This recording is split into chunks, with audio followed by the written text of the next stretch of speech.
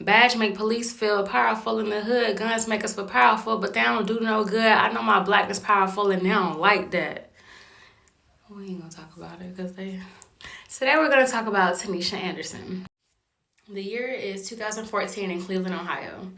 Tanisha's family called 911 for help because Tanisha, who was bipolar, was restless and trying to leave the house. Officers Scott Aldridge and Brian Myers convinced Anderson to return to a mental health facility.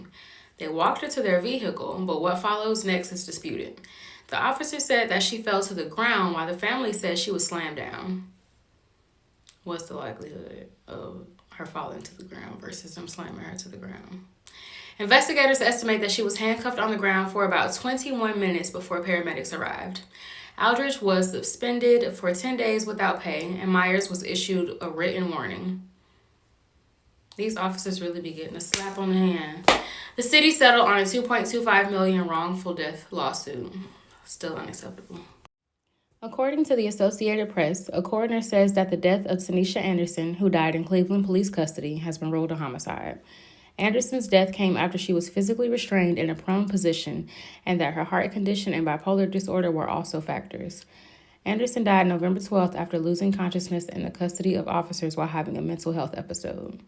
Relatives say the 37-year-old was schizophrenic and claimed that the officer used excessive force while restraining her. As she was taken into custody by the police officers, her family was watching, as they were going to the car.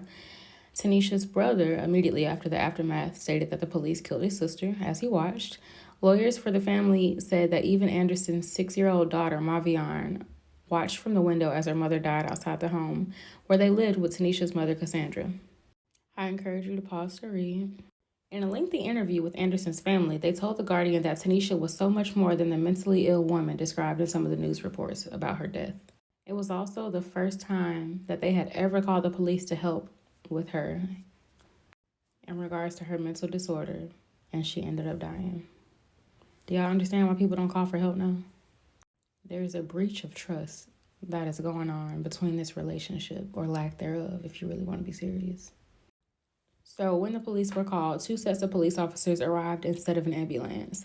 Anderson did seem calmer the first time, but then the family had to call the police again. The second set of cops were claimed to be ruder than the first.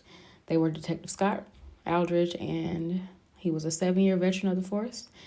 And then we had Brian Myers. They told the family to stay in the house and walked Anderson to the patrol car. Another beautiful black woman lost to police brutality.